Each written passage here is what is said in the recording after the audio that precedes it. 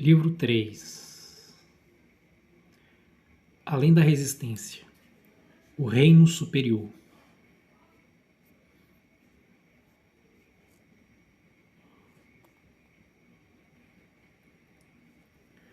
O primeiro dever é sacrificar-se aos reis e rogar-lhes que lhe concedam as ideias, palavras e atos capazes de tornar o seu comando o mais agradável possível para os deuses e de trazer para si mesmo, seus amigos e sua cidade o máximo de afeto, glória e benefícios.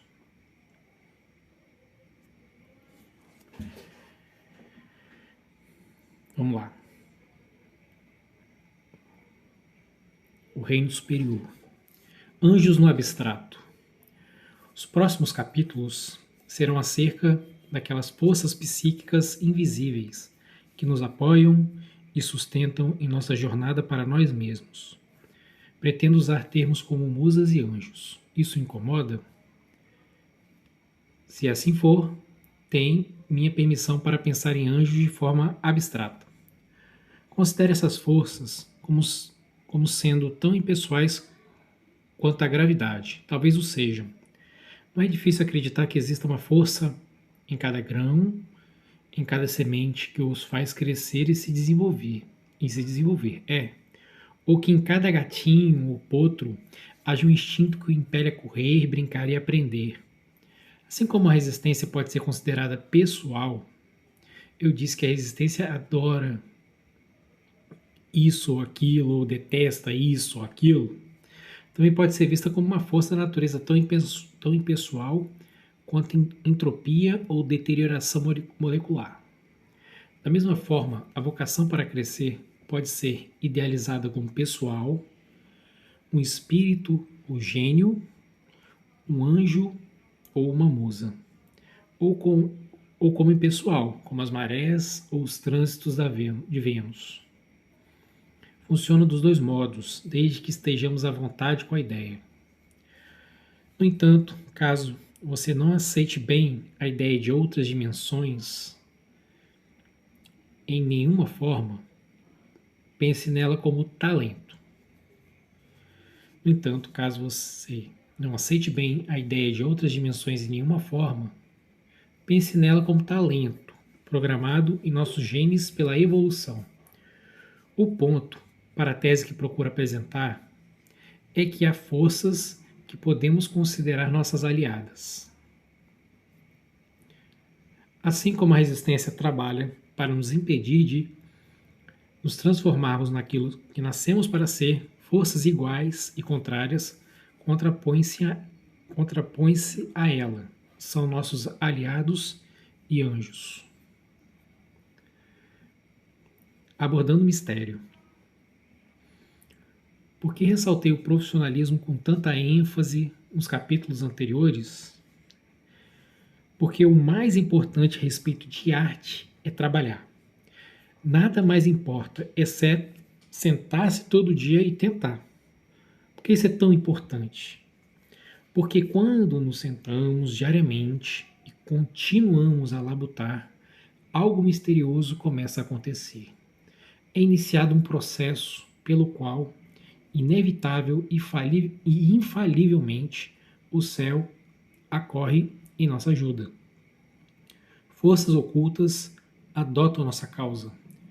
O feliz acaso reforça nosso intento. Esse é o outro segredo que os verdadeiros artistas conhecem e os aspirantes a escritores não. Quando nos sentamos diariamente e fazemos nosso trabalho, o poder se concentra ao nosso redor. A musa nota nossa dedicação. Ela aprova. Aos seus olhos, nos tornamos merecedores de seu favorecimento. Quando nos sentamos e trabalhamos, nos tornamos algo como um bastão magnetizado que atrai malhas de ferro. As ideias vêm, os insights acumulam-se. Assim como a resistência localiza-se no inferno, a criação reside no céu. E não apenas como testemunha, mas como aliado ativo e entusiasmado. O que denomino profissionalismo, outra pessoa pode chamar de código do artista ou procedimento do guerreiro.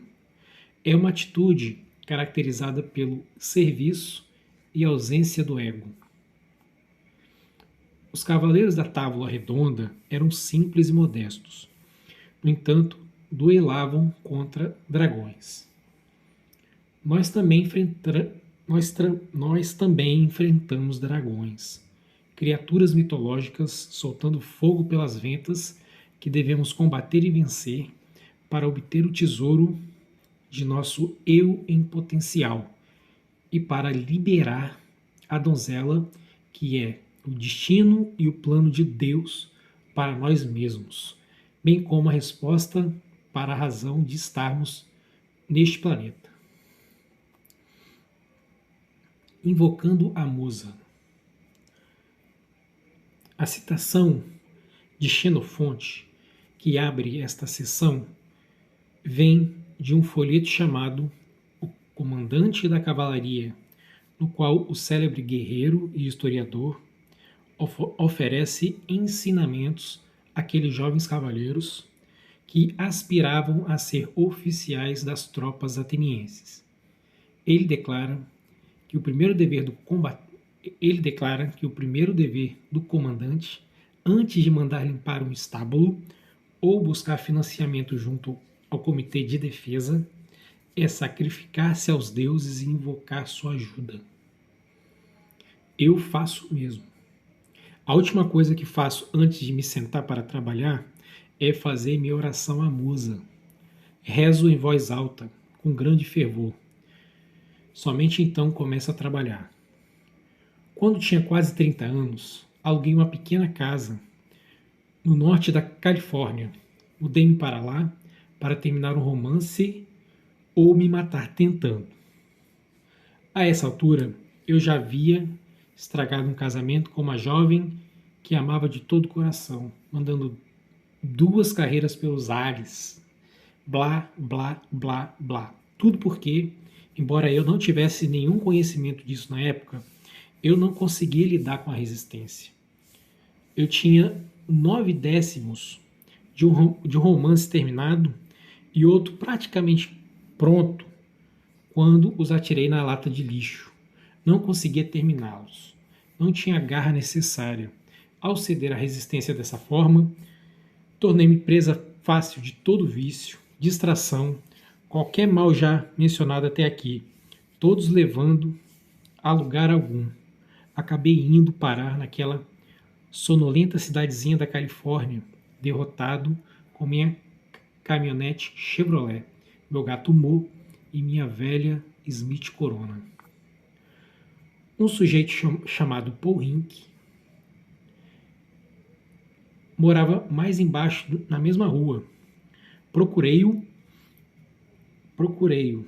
Ele está em Big Sur and the Oranges of Hieronymus Bosch, de Henry Miller. Paul era escritor. Vivia em seu trailer, Moby Dick. Conversávamos todos os dias pela manhã, tomando café. Ele despertou meu interesse para todos os tipos de autores de quem eu nunca ouvira falar. Me deu lições de autodisciplina, dedicação, falou-me dos males do mercado. Mais que tudo, entretanto, ele compartilhou comigo sua oração, a invocação da musa da Odisseia de Homero, tradução de T.E. Lawrence. Paul datilografou-a para mim em sua Hamilton manual, ainda mais antiga do que a minha máquina de escrever. Eu ainda tenho. Está amarelada e ressecada. O menor sopro a transformaria em pó. Em minha pequena casa, eu não tinha TV. Nunca lia um jornal ou ia ao cinema. Eu apenas trabalhava. Certa tarde, eu martelava as teclas da minha máquina no pequeno quarto que convertera em escritório, quando ouvi o rádio do meu vizinho tocando lá fora. Alguém declamava em voz alta: para preservar, proteger e defender a Constituição dos Estados Unidos. Saí. O que estava acontecendo? Não ouviu? Nixon caiu. Já tem outro cara lá. Eu perder o caso Watergate completamente. Estava determinado a continuar trabalhando. Fracassara tantas vezes e causara tanta dor a mim mesmo e às pessoas que amava, que achava que, se estragasse tudo dessa vez, teria que me enforcar. Na época eu não sabia o que era resistência. Ninguém me instruíra sobre o conceito. Eu a sentia, entretanto, com toda a sua força. Eu a sentia como uma compulsão à autodestruição. Não conseguia terminar o que começara. Quanto mais perto eu chegava, mais e novas formas eu encontrava de estragar tudo. Trabalhei 26 meses sem parar, tirando apenas 2 para fazer uma economia com um trabalho temporário no estado de Washington e finalmente um dia cheguei à última página e datilografei. Fim. Na verdade, nunca encontrei um comprador para meu livro, nem para o seguinte. Ainda se passariam 10 anos até eu conseguir meu primeiro cheque por algo que eu havia escrito e mais 10 até um romance, The Legend of Bagger Vance, ser publicado. Mas aquele momento, quando bati nas 3 teclas e escrevi fim, foi inesquecível. Lembro-me de desenrolar da máquina a última página e acrescentá-la à pilha que constituía o original terminado. Ninguém soube que eu havia terminado. Ninguém se importava, mas eu sabia. Senti como se um dragão contra o qual lutara toda a minha vida tivesse simplesmente caído morto aos meus pés e bafejado seu último suspiro sulfúrico. Descanse em paz. Na manhã seguinte, fui ao trailer de Paul para tomar um café e contei-lhe que havia terminado. Melhor para você, disse sem levantar os olhos. Comece o próximo hoje. Invocando a Musa, parte 2. Antes de conhecer Paul, nunca ouvira falar nas musas. Ele me iluminou. As musas são 9 irmãs, filhas de Zeus e de Mnemosine, que significa memória. Chamam-se Clio, Erato, Thalia, Terpsicore, Calíope, Polímnia, Euterpe, Melpomene e Urânia. Sua função é inspirar os artistas. Cada musa é responsável por uma arte diferente. Há um bairro em New Orleans onde as ruas têm os nomes das musas. Eu já havia morado lá e não fazia a menor ideia, achava que eram apenas nomes esquisitos. Eis o que diz Sócrates em Faedra de Platão sobre o nobre efeito da loucura enviada pelo céu. O terceiro tipo de possessão e loucura é a possessão pelas musas.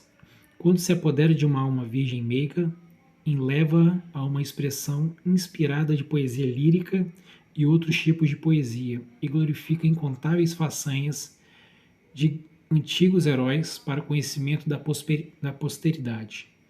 Mas se um homem chega à porta da poesia intocado pela loucura das musas, acreditando que apenas a técnica fará dele um bom poeta, ele e suas sãs composições nunca atingem a perfeição, mas são completamente eclipsadas pelo desempenho do louco inspirado. A maneira grega de compreender o mistério era personificá-lo. Os antigos pressentiam as forças poderosas primordiais do mundo. Para torná-las acessíveis, conferiam-lhe rostos humanos. Chamavam-nas de Zeus, Apolo, Afrodite. Os índios norte-americanos sentiam o mesmo mistério, mas representavam-nos em formas anímicas. Professor Urso, Mensageiro Falcão, Trapaceiro Coiote. Nossos ancestrais eram profundamente cônscios das forças e energias que não pertencem a essa esfera material, mas a outra mais elevada e mais misteriosa. Em que eles acreditavam a respeito dessa realidade superior? Primeiro, acreditavam que a morte não existia lá. Os deuses eram imortais. Os deuses, embora semelhantes aos humanos, são infinitamente mais poderosos. É inútil desafiar sua vontade. Agir com uma atitude arrogante em relação ao céu é atrair o infortúnio. O tempo e o espaço exibem uma existência alterada dessa dimensão superior. Os deuses viajam com a rapidez do pensamento.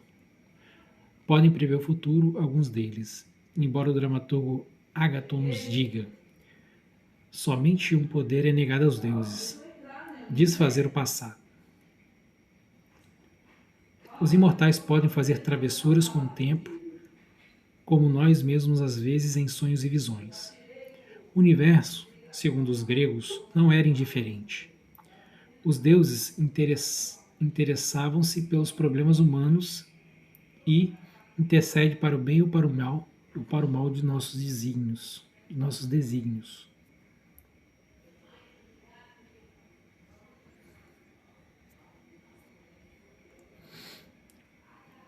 A visão contemporânea é que tudo isso é encantador, porém absurdo.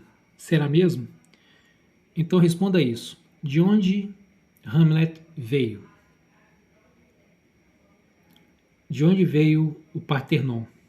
De onde veio o nu descendo uma escada? Testemunho de um visionário.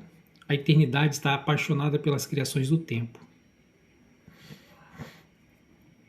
O poeta visionário William Blake era, a meu ver, um desses avatares meio enlouquecidos que aparecem em carne e osso de vez em quando, sábios capazes de ascender por breves períodos a planos mais altos e retornar para compartilhar as maravilhas que presenciaram.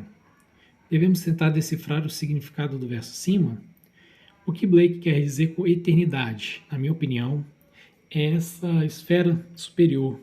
É a esfera superior a esta, um plano de realidade mais alto do que a dimensão material na qual vivemos. Na eternidade o tempo não existe, ou a sintaxe de Blake não o distinguiria de eternidade. E provavelmente o espaço também não. Esse plano deve ser habitado por criaturas superiores, ou pode ser espírito ou consciência pura, mas seja o que for, segundo Blake, é capaz de estar apaixonado. Se esse plano superior é habitado por seres, imagino que Blake queira dizer que são incorpóreos, não possuem corpos, mas possuem uma conexão com a esfera do tempo, esta na qual vivemos. Esses deuses ou espíritos participam dessa dimensão, interessam-se por ela. A eternidade está apaixonada pelas criações do tempo.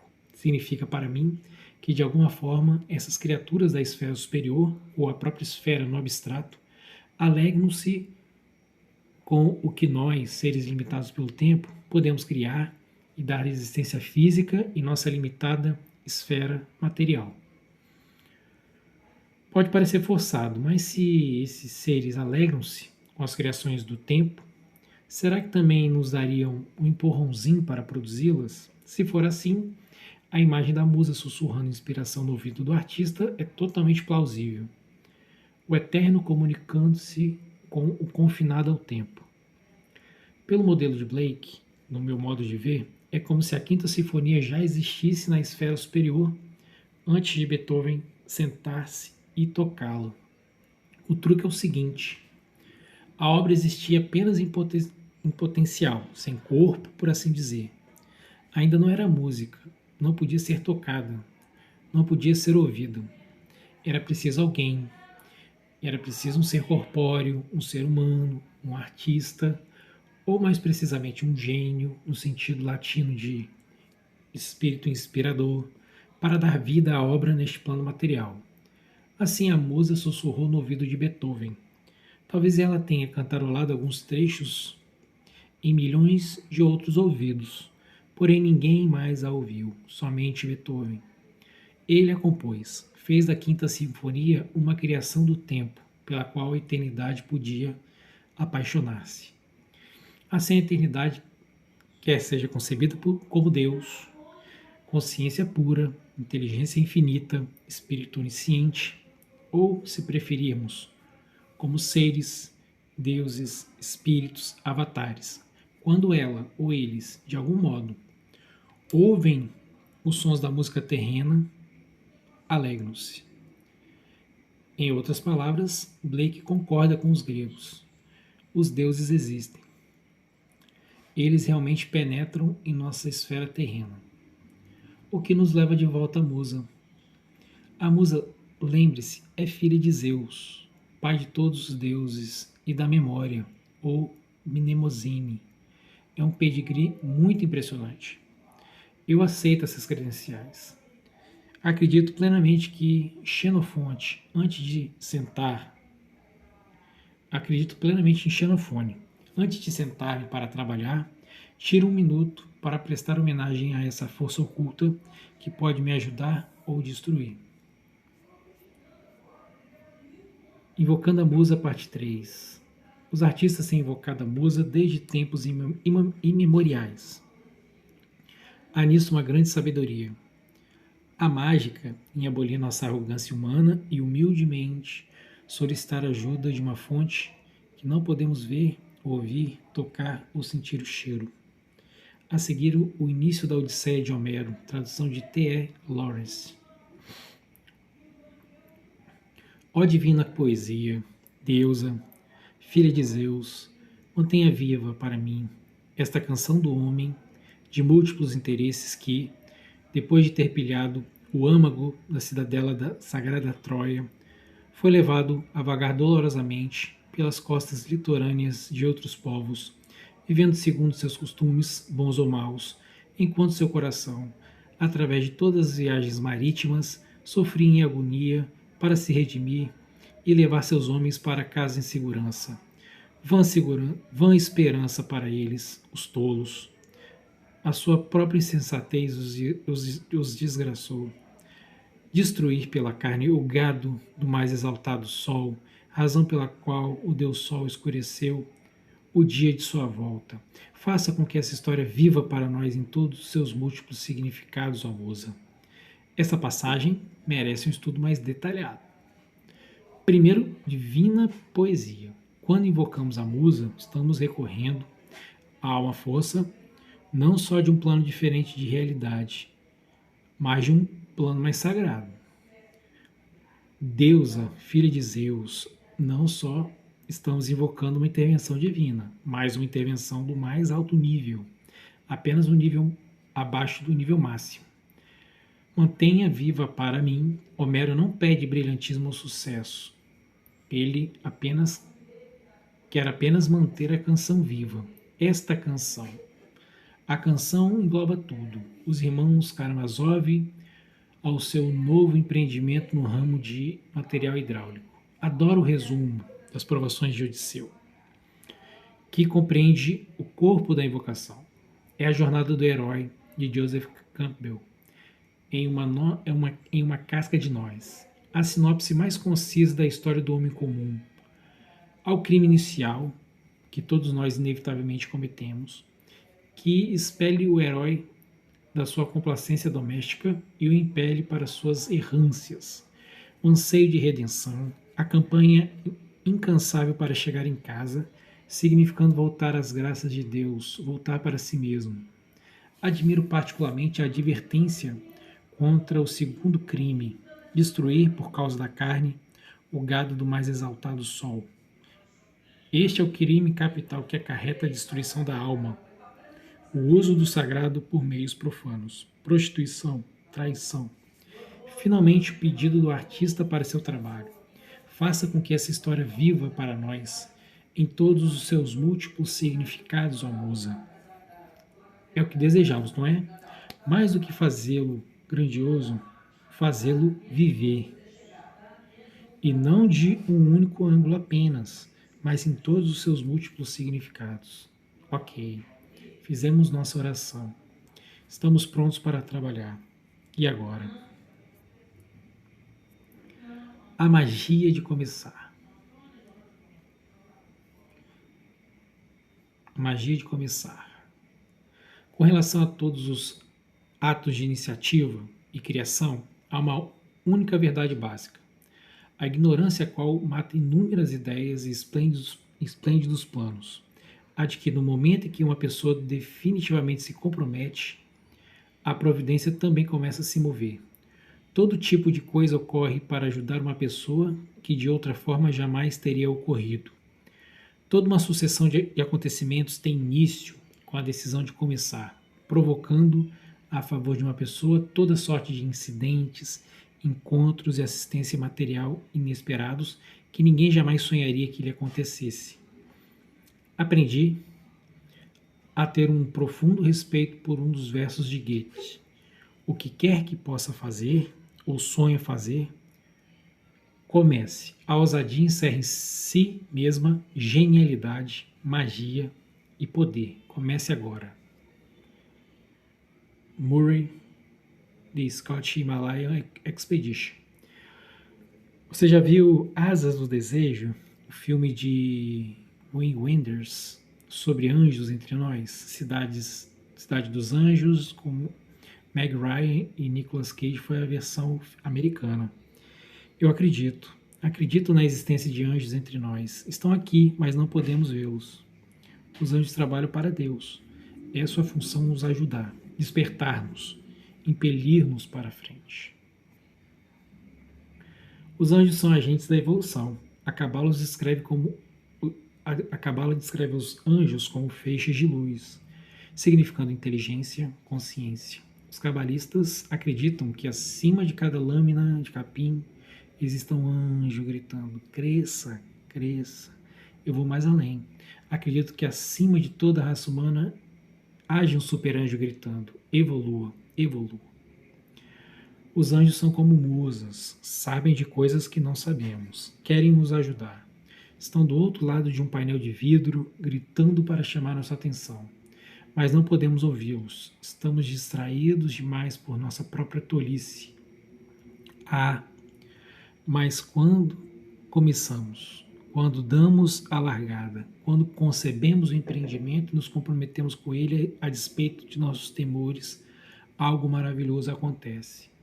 Uma ruptura surge na membrana, como o primeiro desvario, quando um pintinho bica por dentro sua casca. Anjos parteiras reúnem-se ao nosso redor, ajudam-nos conforme damos a luz a nós mesmos, aquela pessoa que nascemos para ser, aquela cujo destino estava codificado em nossa alma, nosso espírito, nosso gênio.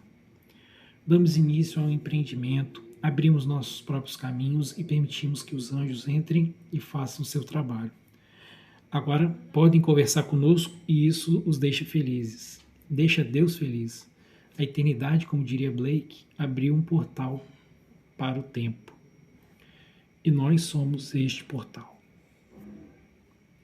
Quando a magia de continuar. Quando termino o dia de trabalho, saio para uma caminhada no alto das colinas. Levo um gravador de bolso, porque sei que, à medida que minha mente superficial se esvazia, com uma caminhada, outra parte de mim entra na conversa e começa a falar. A expressão olhar malicioso, na página 342, deveria ser olhar sedutor. Se você se repetiu no capítulo 21, a última frase é igual a outra no meio do capítulo 7. Esse é o tipo de pensamento que me ocorre. Acontece a todos nós a cada dia, a cada minuto. Estes parágrafos que estou escrevendo agora me foram ditados ontem. Substituem uma abertura anterior, mais fraca, a este capítulo. Estou desenrolando a versão 9 melhorada agora, diretamente do gravador. Esse processo de autorrevisão e autocorreção é tão comum que nem sequer o notamos. Mas é um milagre e suas implicações são surpreendentes. Afinal, quem está fazendo essa revisão? Que força está puxando nossa manga? O que isso nos diz a respeito da arquitetura de nossas psiques sem que exerçamos nenhum esforço ou mesmo pensemos no assunto? Uma voz em nossa cabeça abre a boca para nos aconselhar e nos aconselhar sabiamente sobre o que devemos fazer, sobre como devemos fazer nosso trabalho e viver nossas vidas. A quem pertence essa voz? Que software está rodando incansavelmente, varrendo gigabytes, enquanto nós, nossos eus dominantes, estão ocupados de outra forma? Serão anjos? Serão musas? Será inconsciente? O self? O que quer que seja é mais inteligente do que nós. Muito mais inteligente. Não precisa que lhe digamos o que fazer. Funciona por conta própria. Parece querer funcionar. Parece gostar do que faz. O que faz exatamente? Organiza. O princípio de organização está embutido na natureza. O próprio caos se auto-organiza. Fora da desordem primordial, as estrelas descobrem suas órbitas, os rios descobrem seu caminho para o mar. Quando nós, como deuses, partimos para criar um universo, um livro, uma ópera, uma nova empresa, o mesmo princípio se aplica. Nosso roteiro de filme se resolve em uma estrutura de 3 atos. Nossa sinfonia assume uma forma em movimentos. Nossa empresa de material hidráulico descobre sua cadeia de comando ótima. Como experimentamos isso? Tendo ideias. Insights saltam em nossas cabeças enquanto estamos fazendo a barba ou tomando banho ou até mesmo, surpreendentemente, quando estamos de fato trabalhando. Os doentes por trás desses fatos são inteligentes. Se esquecermos algo, eles nos lembram. Se nos desviarmos do curso, eles orientam as velas e nos conduzem de novo no rumo certo. O que podemos concluir? Obviamente, alguma forma de inteligência está atuando independentemente da nossa mente consciente e ainda assim em aliança com ela, processando o nosso material para nós e juntamente conosco. É por isso que os artistas são modestos. Sabe que não são eles que estão fazendo o trabalho, estão apenas tomando ditado. É por isso também que são pessoas. É por isso também que pessoas não criativas odeiam pessoas criativas, porque têm inveja. Sentem que os artistas e escritores estão ligados a uma rede de energia e inspiração com a qual não conseguem se conectar. Claro, tudo isso é bobagem. Somos todos criativos. Todos nós temos a mesma psique. Mesmo os milagres comuns estão acontecendo em todas as nossas cabeças a cada dia, a cada minuto. Largo. Aos 20 e poucos anos, trabalhei dirigindo caminhões reboque para uma empresa chamada Burton Lines em Durham, Carolina do Norte. Eu não era muito bom naquilo. Meus demônios de autodestruição dominavam-me. Somente uma sorte cega me impediu de me matar, e há quaisquer outros pobres idiotas que por acaso estiveram na estrada na mesma ocasião. Foi um período difícil. Eu estava sem dinheiro, afastado de minha mulher e de minha família. Certa noite tive o seguinte sonho.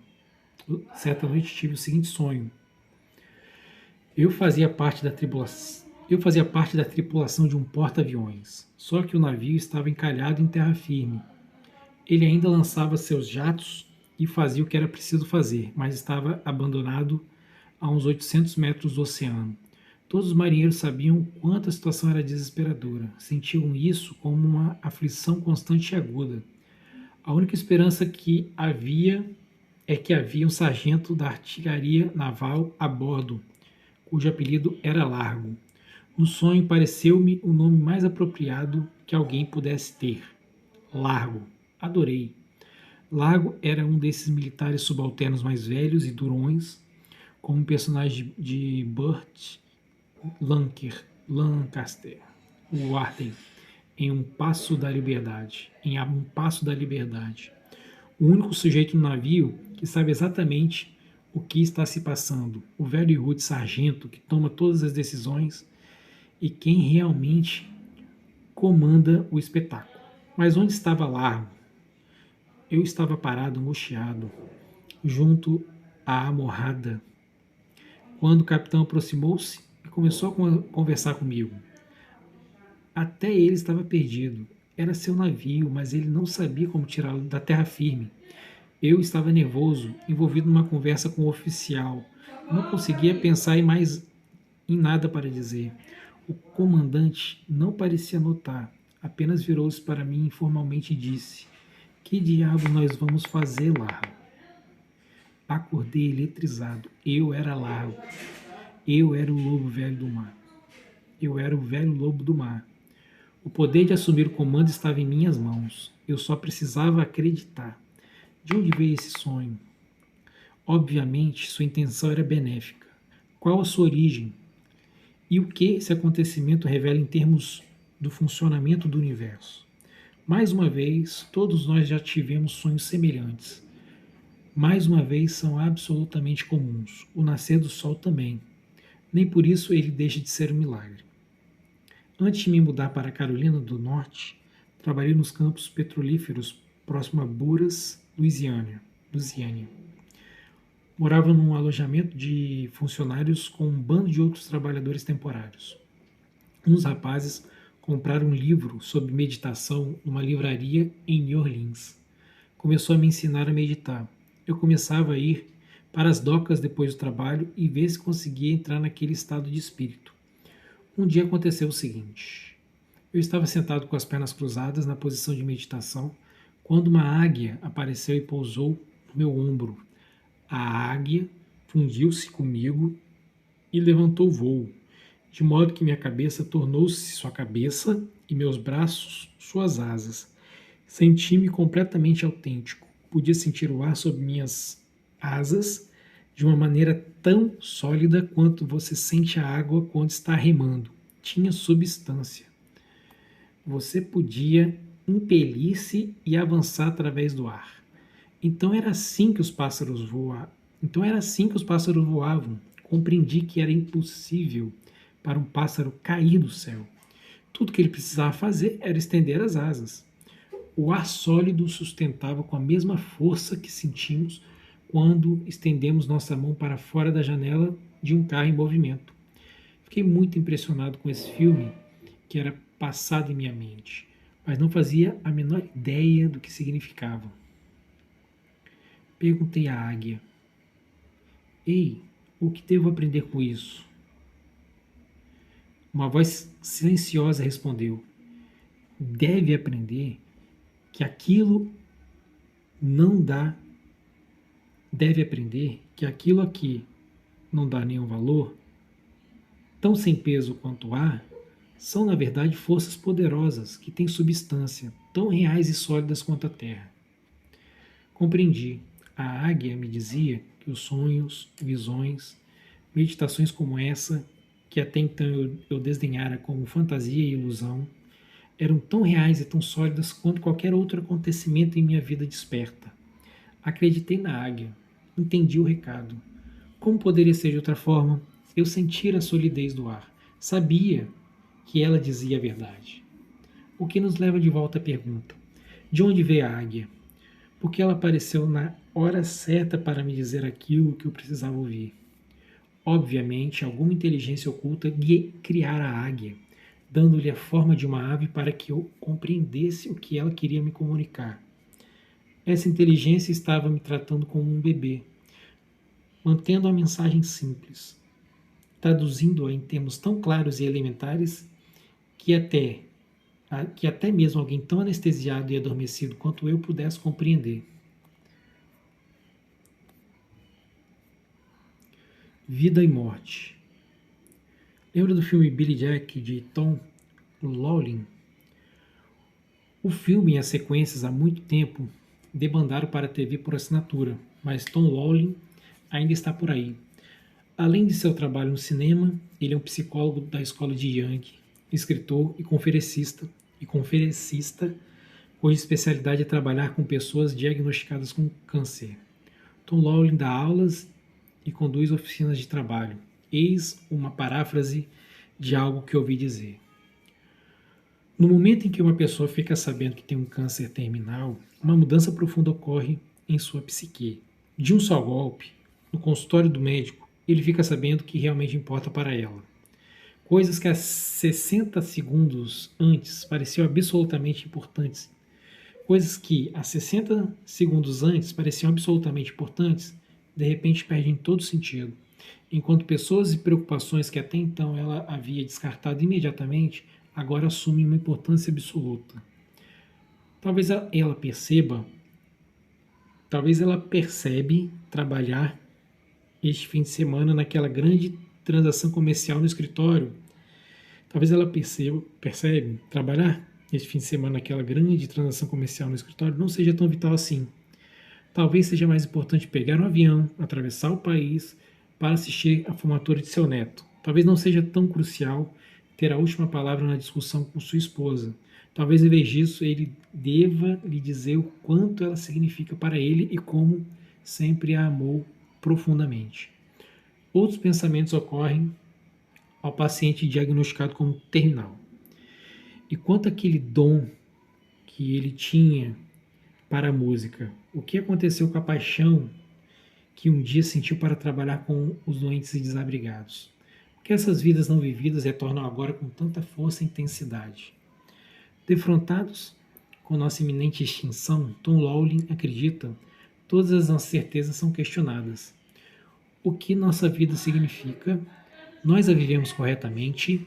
Existem atos vitais que deixamos de realizar? Palavras essenciais que não foram ditas? Será tarde demais? Tom Lawley desenha um diagrama da psique. Tom Lawley desenha um diagrama da psique, um modelo de inspiração junguiana semelhante a este. Tem ego, self, terreno divino. O ego pequenininho, self gigante, terreno divino. O ego, segundo Jung, é a parte da psique que consideramos nós mesmos. Nossa inteligência consciente, nosso cérebro comum que pensa, planeja e comanda o espetáculo de nossa vida diária.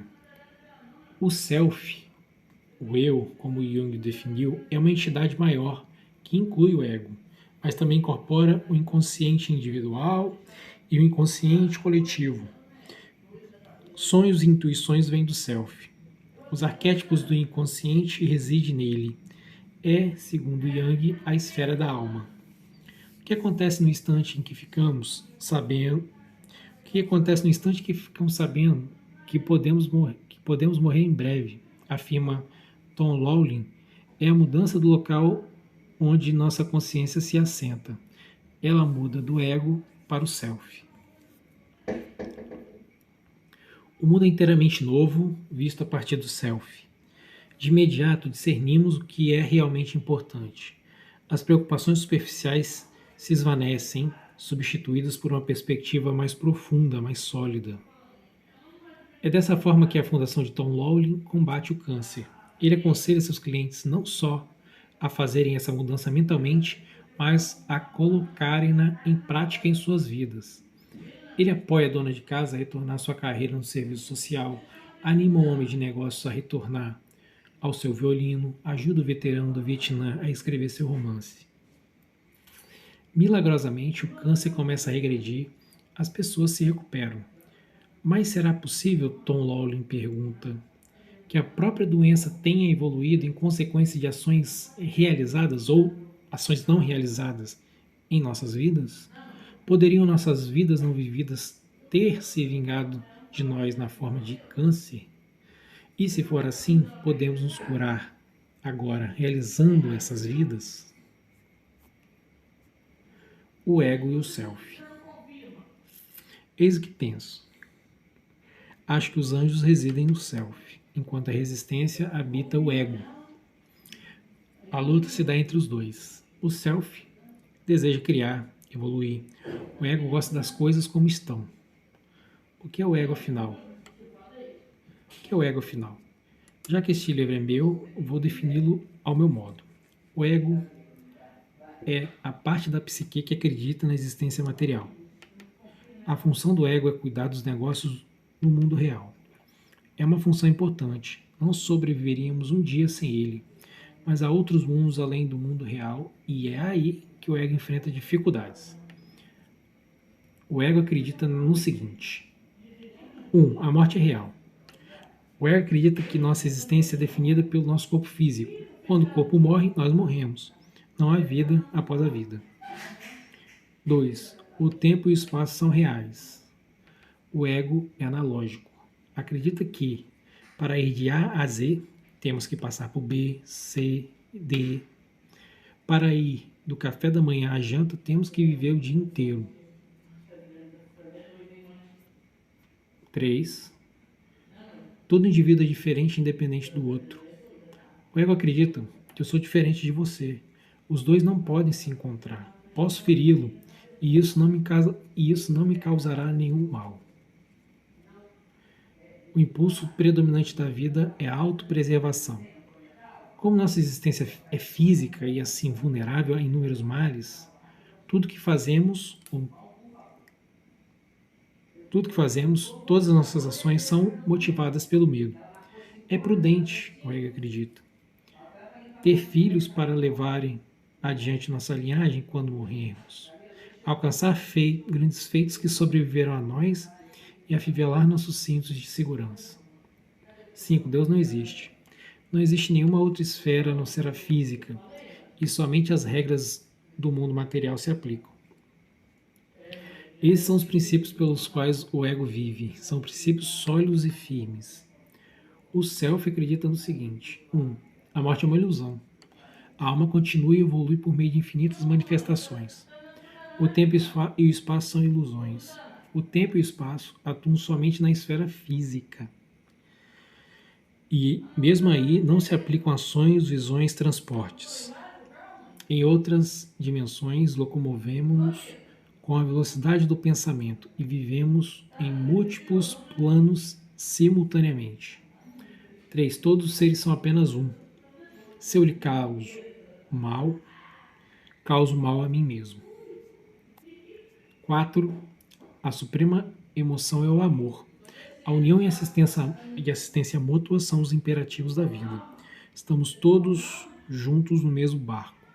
5. Existe apenas Deus. Tudo que existe é Deus de uma forma ou de outra. Deus, o terreno divino, é onde moramos, nos movemos e vivemos. Existem infinitos planos de realidade, todos criados, mantidos e inspirados pelo Espírito de Deus. Experimentando o eu. Já se perguntou por que usamos tantos termos voltados para a destruição quando estamos intoxicados, doentes ou infelizes? Chapado, derrubado, destruído, aniquilado, arrasado. É porque ele se refere ao ego. É o ego que pode ser dinamitado, engessado, demolido. Demolimos o ego para acessarmos o self.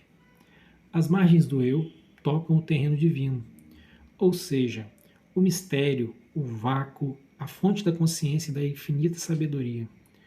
Os sonhos são provenientes do self. As ideias vêm do self. Quando meditamos, acessamos o self. Quando jejuamos, quando rezamos, quando partimos do encalço de uma visão, é o self que buscamos. Quando o derviche gira e dança, quando o yoga entoa seus cânticos, quando o sadhu mutila a carne, quando os penitentes arrastam-se por 150 quilômetros de joelhos, quando os índios norte-americanos se perfuram na dança do sol, quando jovens abastados tomam êxtase e dançam a noite toda em uma rave, estão buscando o self. Quando deliberadamente alteramos nossa consciência de alguma forma, estamos tentando encontrar o self. Quando o bêbado cai na sarjeta, a voz lhe diz: eu o salvarei. Quando o bêbado cai na sarjeta, a voz que lhe diz: eu o salvarei, vem do self. O self é o nosso ser mais profundo. O self está unido a Deus. O self é incapaz de falsidade. O self, como terreno divino que o permeia, está sempre crescendo e evoluindo. O self fala para o futuro. É por isso que o ego o odeia. O ego odeia o self, porque quando colocamos nossa consciência no eu, liquidamos o ego. O ego não deseja nossa evolução. O ego comanda o espetáculo agora mesmo. Quer que as coisas permaneçam como estão. O instinto que nos empurra para a arte é o impulso para evoluir, para aprender, para aperfeiçoar e elevar nossa consciência. O ego o detesta. Porque quanto mais despertos nos tornamos, menos precisamos do ego. O ego detesta quando o escritor recém-despertado senta-se à máquina de escrever. O ego detesta quando o aspirante a pintor posiciona-se em frente ao cavalete. O ego detesta tudo isso porque sabe que essas almas estão despertando para uma vocação, que essa vocação vem de um plano mais nobre do que o material e de uma fonte mais profunda e mais poderosa do que a física. O ego detesta o profeta e o visionário, porque eles impulsionam a raça humana para cima. O ego detestava Sócrates e Jesus, Lutero e Galileu, Lincoln, JFK e Martin Luther King. O ego detesta artistas porque eles são os desbravadores e portadores do futuro, porque cada um deles ousa, nas palavras de James Joyce, forjar na oficina de minha alma a consciência privada da existência da minha raça. Tal evolução é ameaçadora para o ego. Ele reage à altura, usa sua astúcia e prepara suas tropas. O ego produz a resistência e ataca o artista em formação. A resistência se alimenta do medo. Nós experimentamos a resistência quando sentimos medo. Mas medo de quê? Medo das consequências de seguir nosso coração. Medo da falência, medo da pobreza, medo da insolvência, medo de nos humilharmos quando tentamos vencer por nós mesmos e nos humilharmos quando desistirmos e voltarmos de joelhos para estaca zero. Medo de sermos egoístas, medo de sermos péssimas esposas e maridos infiéis, medo de não conseguir sustentar nossas famílias, medo de sacrificar seus sonhos pelos nossos, medo de trair nossos semelhantes, nossos companheiros, nossos familiares, medo do fracasso, medo do ridículo, medo de desperdiçar a educação, o treinamento, o preparo pelos quais aqueles que amamos se sacrificaram tanto, pelos quais nós mesmos nos esforçamos tanto, medo de nos lançarmos para o vazio, medo de nos lançarmos no vazio, medo de nos arriscarmos longe demais lá fora, medo de ultrapassar o ponto de que não há mais volta, depois do qual não podemos renunciar, não podemos voltar atrás, não podemos cancelar, mas com cuja arrogante escolha temos que conviver para o resto de nossas vidas. Medo da loucura, medo da insanidade, medo da morte. São todos medos sérios, mas não são o medo real. Não o grande medo, a mãe de todos os medos, que está tão perto de nós que, mesmo quando verbalizamos, não acreditamos nele. O medo de que sejamos bem-sucedidos, de que possamos acessar as forças que secretamente sabemos que possuímos, de que possamos nos tornar a pessoas que sentimos em nossos corações que realmente somos. Essa é a perspectiva mais terrível que um ser humano pode enfrentar, porque o expele de um golpe só, ele imagina, de todas as inclusões tribais para as quais sua psique está programada e tem estado por 50 milhões de anos. Tememos descobrir que somos mais do que achamos que somos, mais do que nossos pais, filhos, professores pensam que somos. Tememos possuir realmente o talento que nossa vozinha interior sussurra que temos. Tememos realmente possuir a coragem, a perseverança, a capacidade. Tememos realmente poder manobrar nosso navio, fincar nossa bandeira, alcançar nossa terra prometida. Tememos porque, se for verdade, seremos afastados de tudo que conhecemos. Atravessaremos uma membrana, seremos monstros e monstruosos. Sabemos que, se abraçarmos nossos ideais, teremos que nos mostrar dignos deles, e isso nos apavora.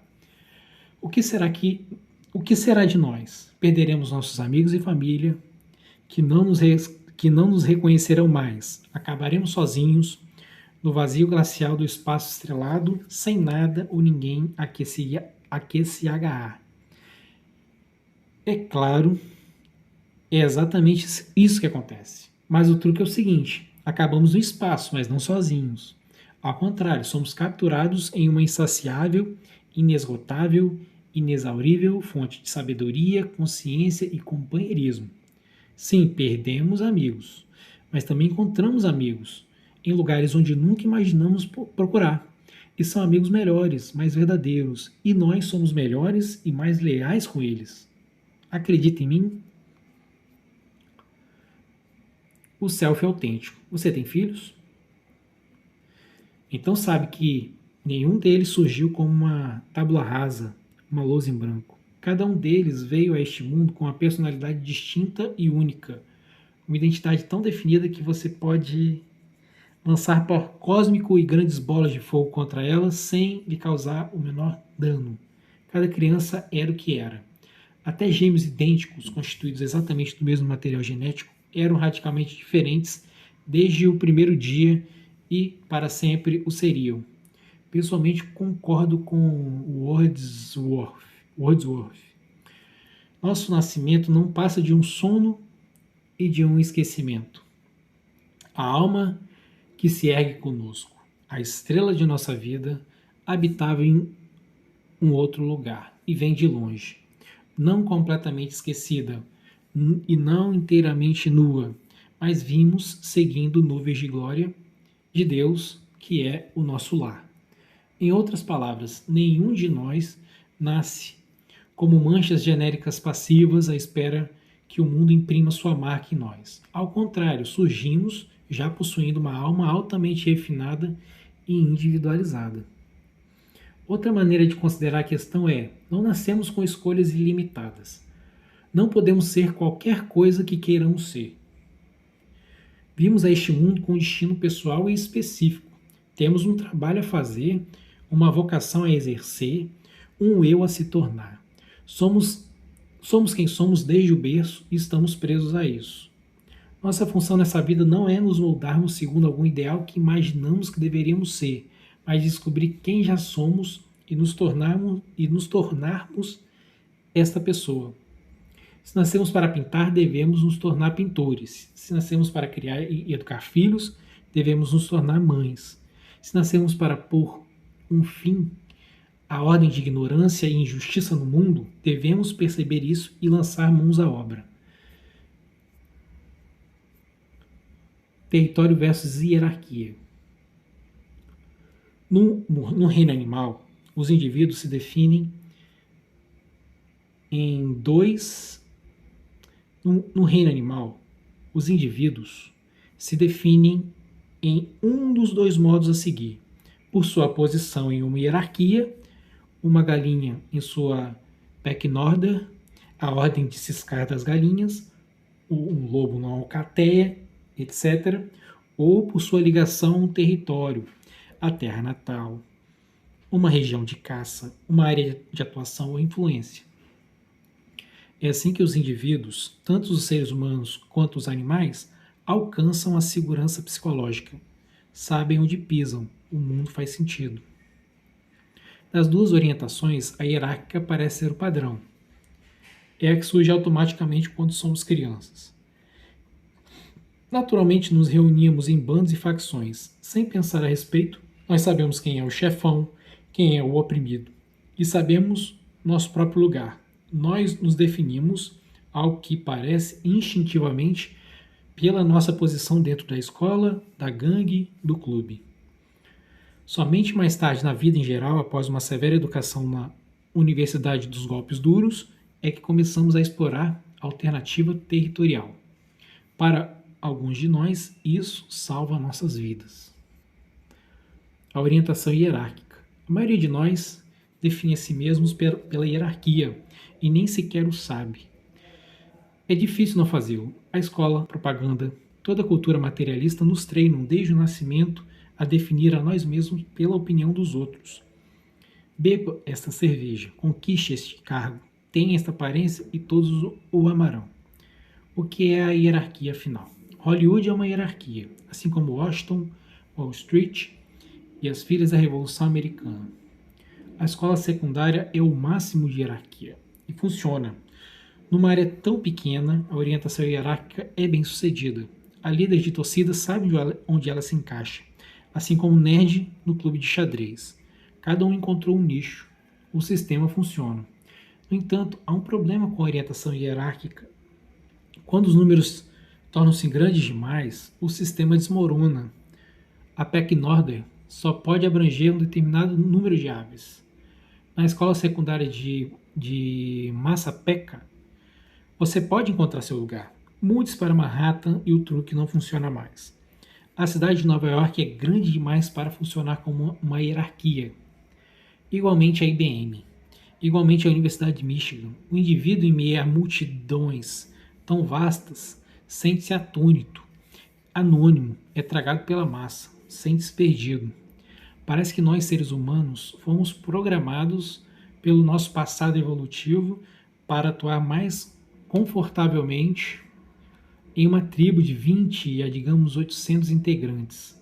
Podemos estender esse número a alguns milhares, até mesmo a 5 algarismos. Mas, em determinado ponto, esse número extrapola. Nosso cérebro não consegue arquivar tantos rostos. Nos debatemos de um lado para o outro, exibindo nossos símbolos de status. Ei, o que acha do meu Lincoln Navigator? E se perguntando por que ninguém dá a mínima.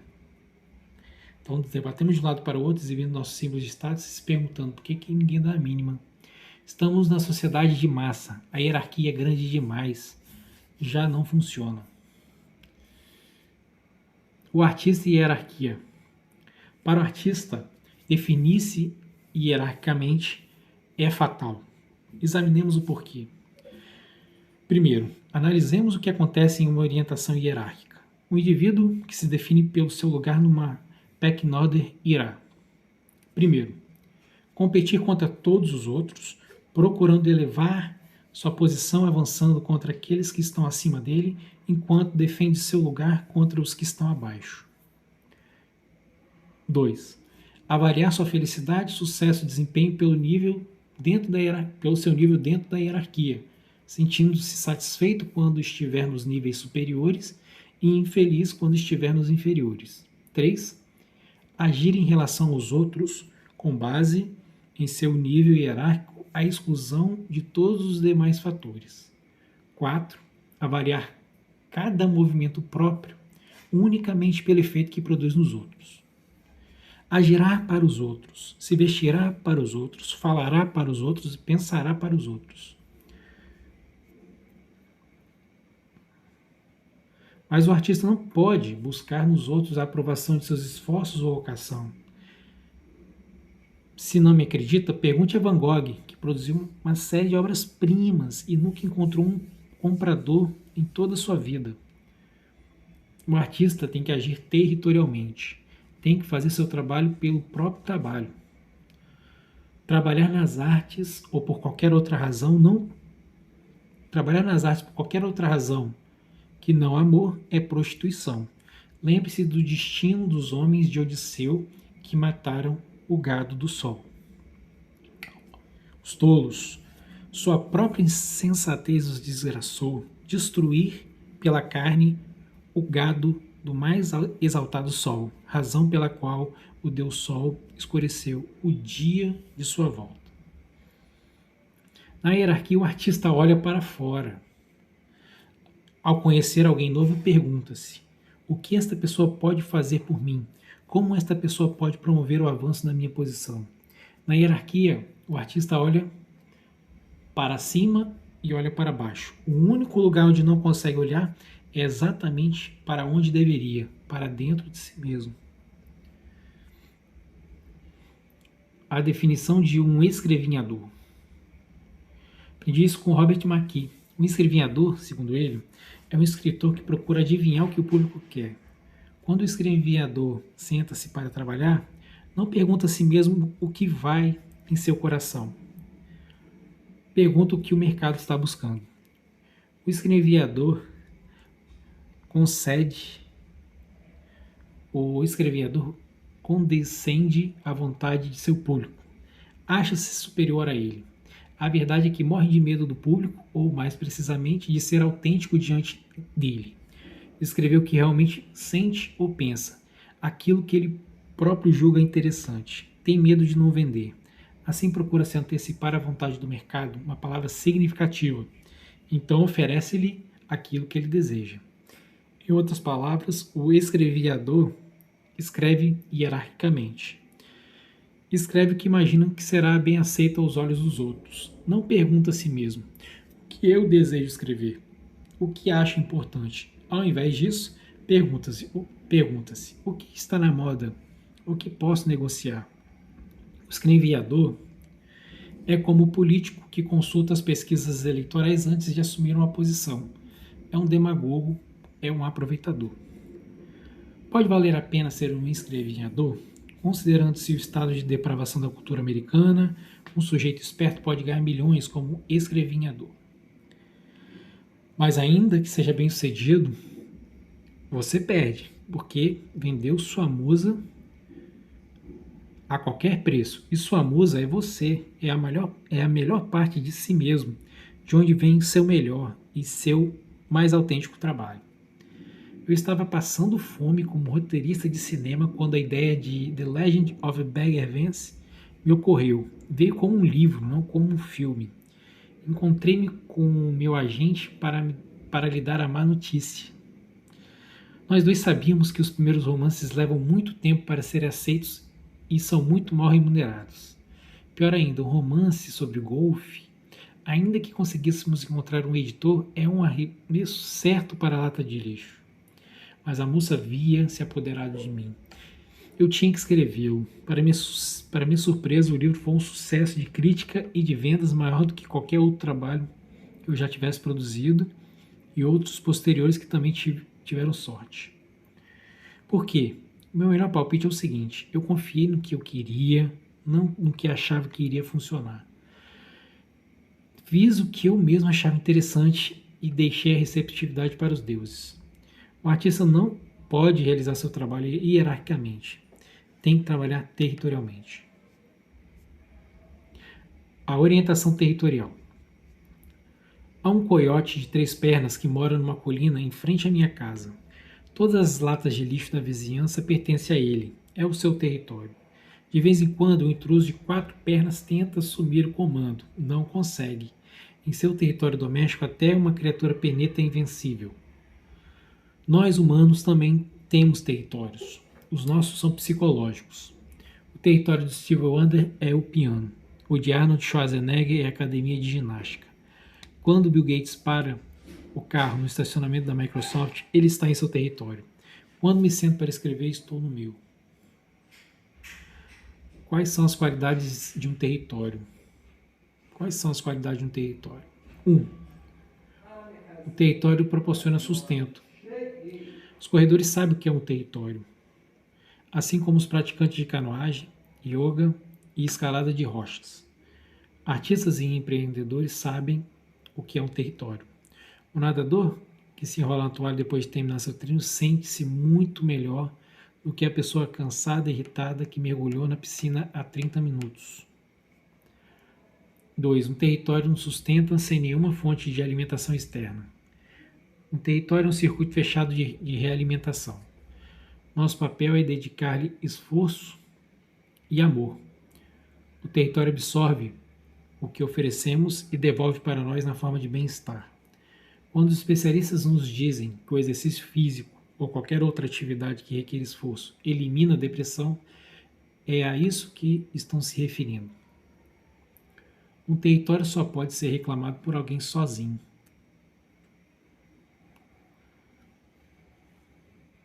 Você pode unir-se a um parceiro, pode trabalhar com um amigo, mas você precisa apenas de você mesmo para sorver o néctar de seu território.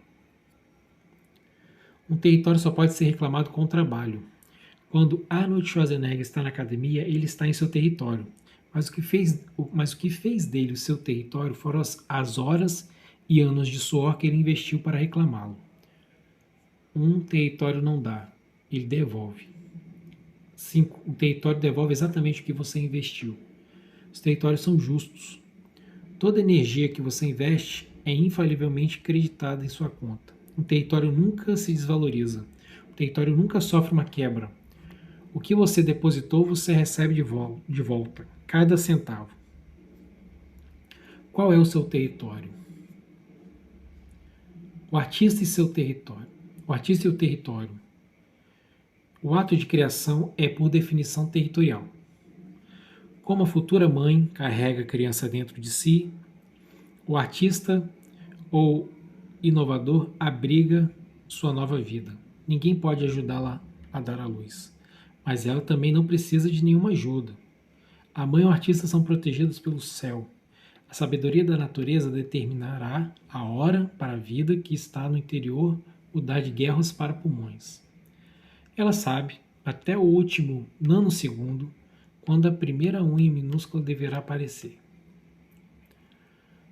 Quando o artista age hierarquicamente, causa um curto-circuito na musa, insulta e a deixa enfurecida. O artista e a mãe são veículos, não geradores. Não criam a nova vida, apenas a carregam. É por isso que o nascimento é uma experiência tão subjugante. A nova mãe chora assombrada diante do pequeno milagre em seus braços. Sabe que saiu dela, mas não veio dela. Veio por meio dela, mas não dela. Quando o artista trabalha territorialmente, reverencia o céu, alinha-se com as forças misteriosas que movem o universo e que buscam, através dele, trazer à luz uma nova vida. Ao realizar seu trabalho pelo próprio trabalho, coloca-se a serviço dessas forças. Lembrem-se, como artistas não sabemos nada.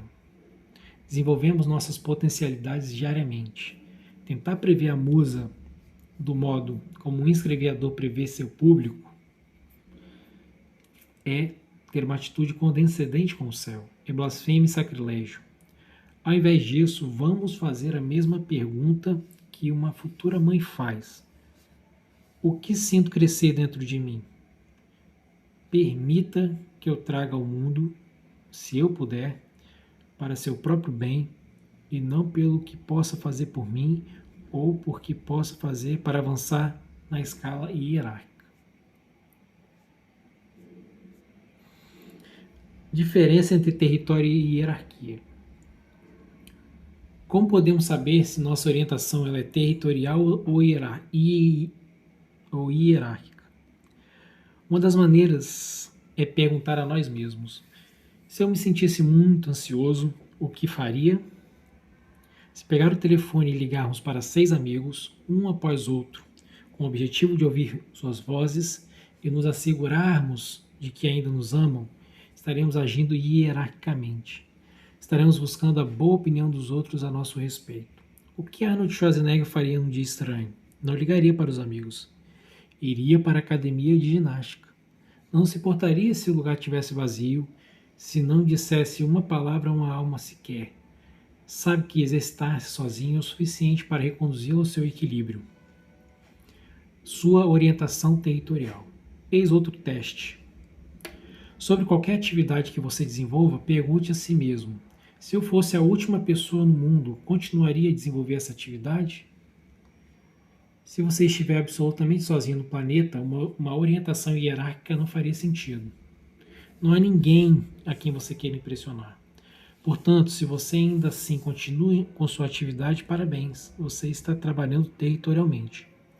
Se Arnold Schwarzenegger fosse o último homem na Terra, ainda assim ele iria para a academia de ginástica. Stevie Wonder ainda tocaria seu piano. Eles obtêm sustento da atividade em si e não da impressão que causam sobre os outros. Tenho uma amiga que é louca por roupas.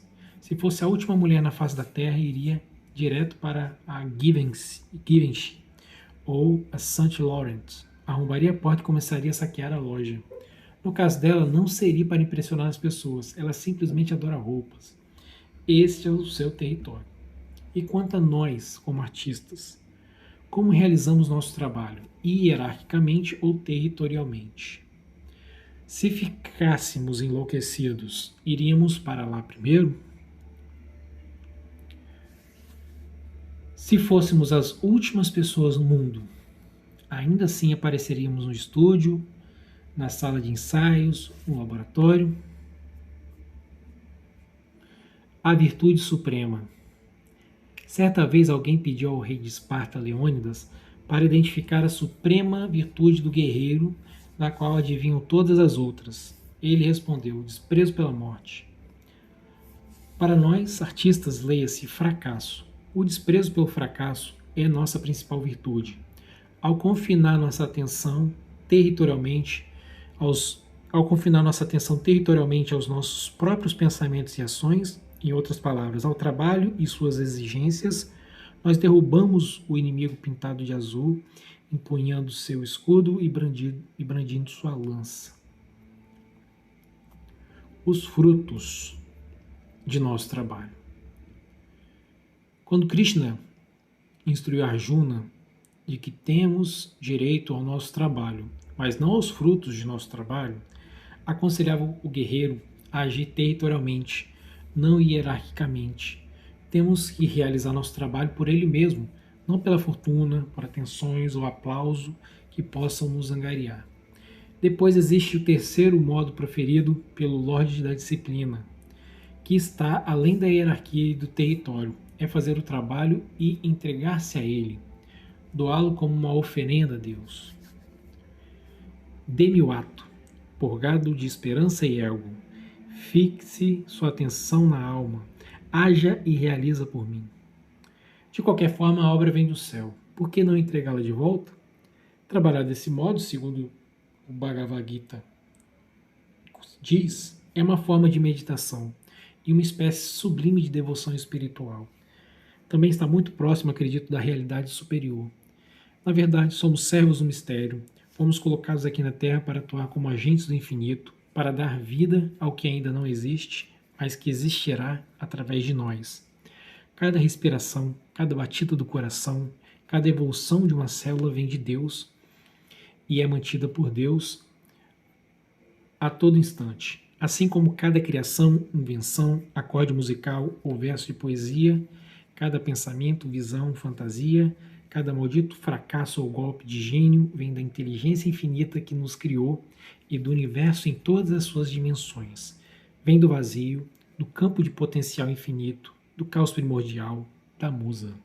Reconhecer esta realidade, eliminar todo o ego, deixar que o trabalho flua através de nós e oferecê-lo espontaneamente de volta à sua origem, isso, na minha opinião, é o mais próximo que podemos chegar da realidade. Retrato do artista. Por fim, chegamos a uma espécie de modelo do mundo do artista, e esse modelo é que há outros planos mais altos de realidade, sobre os quais nada podemos provar, mas os quais originam-se nossas vidas, nosso trabalho, nossa arte. Essas esferas tentam se comunicar com as nossas. Quando Blake disse que a eternidade está apaixonada pelas criações do tempo, referia-se àqueles planos de puro potencial, que não são definidos por tempo, espaço, lugar ou espaço, mas que anseiam dar vida às suas visões aqui, neste mundo limitado pelo tempo e pelo espaço. O artista é o servo dessa intenção, desses anjos, dessa musa. O inimigo do artista é o medíocre. É o medíocre ego, que gera resistência, que é o dragão que guarda o ouro. É por isso que o artista tem que ser um guerreiro, e como todos os guerreiros, com o tempo os artistas adquirem modéstia e humildade. Podem alguns deles adotar uma atitude exibicionista em público, mas sozinhos, com seu trabalho são simples e naturais. Sabem que não são a origem das criações às quais dão vida, apenas facilitam a tarefa. São apenas portadores, são os instrumentos hábeis e dispostos dos deuses e deusas a quem servem. A vida do artista. Você é um escritor inato? Veio ao mundo para ser um pintor? Um cientista? Um apóstolo da paz? Ao final, a pergunta só pode ser respondida pela ação. Fazer ou não fazer o trabalho? pode ajudar a pensar dessa forma? Se você foi destinado a descobrir a cura do câncer, escrever uma sinfonia, conseguir realizar a fusão a frio e não o fizer, você não apenas causará mal a si mesmo, ou até mesmo se destruirá. Você causará mal a seus filhos, causará mal a mim, causará mal ao planeta. Você envergonha os anjos que o protegem e contraria o Todo-Poderoso que criou você e apenas você com seus dons exclusivos, com o único objetivo de empurrar a raça humana 1 milímetro para frente em seu longo caminho de volta a Deus. O trabalho criativo não é um ato egoísta ou um pedido de atenção por parte do ator. O trabalho criativo não é um ato egoísta ou um pedido de atenção por parte do ator. É uma dádiva para o mundo e para todo ser vivo que o habita. Não nos prive de sua contribuição. Dê-nos o que você possui.